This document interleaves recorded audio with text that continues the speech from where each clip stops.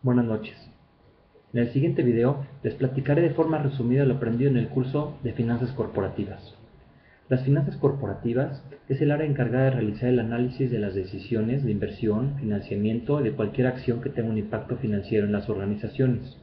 También se dice que es la creación de valor de una empresa en base a la generación de efectivo derivada del financiamiento. La creación del valor de la empresa se refleja en la estructura del modelo simple del balance general, donde se muestran los activos del lado izquierdo, el financiamiento del lado derecho y el capital contable como la diferencia entre los activos y las deudas.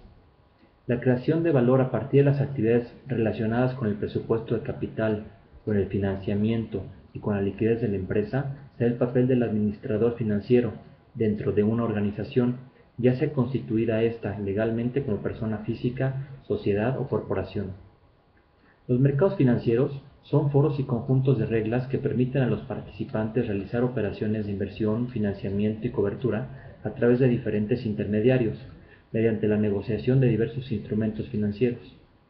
De acuerdo a una clasificación por la naturaleza de estos derechos de los mercados financieros, pudieran ser el mercado de deuda, donde se realizan operaciones de emisión, colocación, distribución e intermediación de títulos de deuda, o el mercado de acciones, donde se realizan operaciones de emisión, colocación, distribución e intermediación de igual forma, pero de los títulos accionarios. Una de las alternativas de inversión son aquellos valores de renta fija. La deuda en valores de renta fija considera a la deuda de largo plazo. Algunos tipos de deuda estudiados en el curso fueron los garantizados por activos, los no garantizados por activos, en función de su garantía, subordinada o no subordinada. La deuda a largo plazo se conoce como valores de renta fija. Los tenedores de este tipo de valores reciben distribuciones de intereses o pagos de dividendos relativamente constantes en el tiempo y tienen un derecho fijo sobre los activos de la empresa en caso de quiebra. Las características de estos valores son los contratos, las opciones de compra y reembolso de bonos, los fondos de amortización, la deuda vinculada con la participación, la tasa cupón y el vencimiento. Todos estos conceptos estudiados durante el curso. Las ventajas del financiamiento de deuda de largo plazo son los costos relativamente bajos después de impuestos, el aumento en las ganancias por acción, la capacidad de los propietarios de la empresa para mantener un mayor control, los pagos de intereses sobre algunas opciones de financiamiento. Ahora, las desventajas son un aumento en el riesgo financiero de la empresa, las restricciones de la empresa como resultado del uso de la deuda, las condiciones de crédito son más exigentes y en algunas opciones de financiamiento los dividendos no serán deducibles como un gasto para el cálculo del ISR. De igual forma, se estudiaron las características de los valores de renta variable. Uno de los instrumentos de renta variable son las acciones comunes, las cuales son una forma residual de propiedad en cuanto a que los derechos de los tenedores de acciones comunes sobre los activos y las utilidades de la empresa se consideran solo después de satisfacer los derechos de los acreedores. Las acciones se consideran una forma permanente de financiamiento a largo plazo porque, a diferencia de la deuda, no tienen fecha de vencimiento. Algunas de las ventajas de las acciones comunes son que no existe una obligación fija para los dividendos, al menos al principio. Permite a las empresas un mayor grado de flexibilidad en sus planes de financiamiento que los valores de renta fija. Puede ser ventajoso para una empresa cuya estructura de capital contenga una cantidad de deuda superior a la óptima. En estas circunstancias, el financiamiento mediante acciones comunes puede reducir el costo ponderado de capital de la empresa. Las desventajas identificadas de acciones comunes son: desde un punto de vista del inversionista, las acciones comunes constituyen una inversión que representa mayor riesgo. Desde otra perspectiva, el resultado del financiamiento externo por medio de acciones comunes con frecuencia produce inicialmente una dilución de las utilidades por acción. Y también que los costos de emisión relativamente elevados asociados con las acciones comunes que se venden al público. Algunos de los aspectos que deben de considerarse al invertir son el riesgo y el rendimiento. El riesgo es la incertidumbre inherente en la distribución probabilística de los posibles rendimientos de inversión.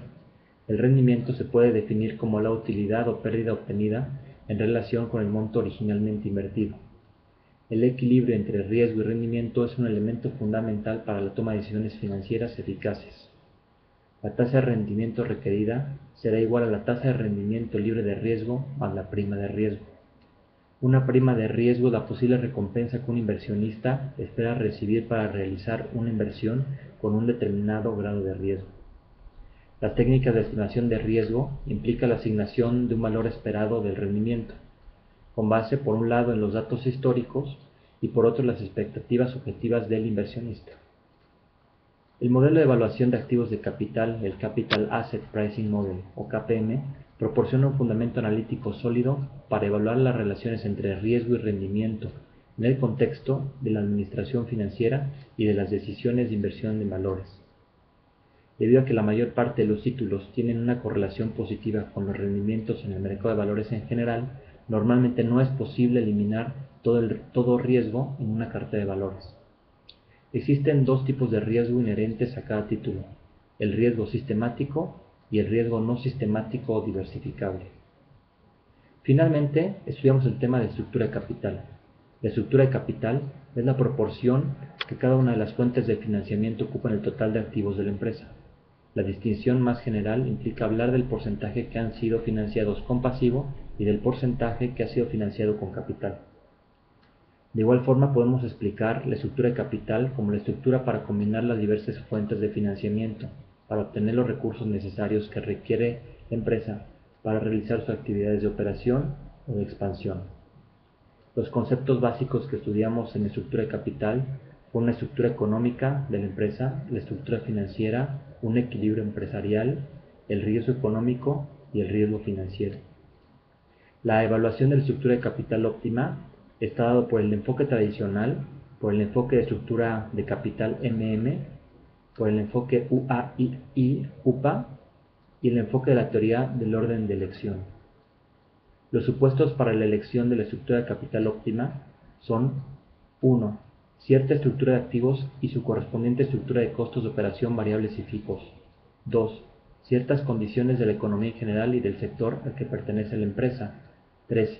Cierto nivel de ventas basado en las consideraciones de la economía, el sector y la competencia. Las decisiones se toman a partir de una estructura de activos y de capital meta u objetivo. Sobre la marcha, al cambiar las condiciones, se toman decisiones con el objeto de lograr esa meta. Se trata de un reto, no un lugar al que se va a llegar con seguridad. Espero que este resumen haya sido de utilidad. Gracias.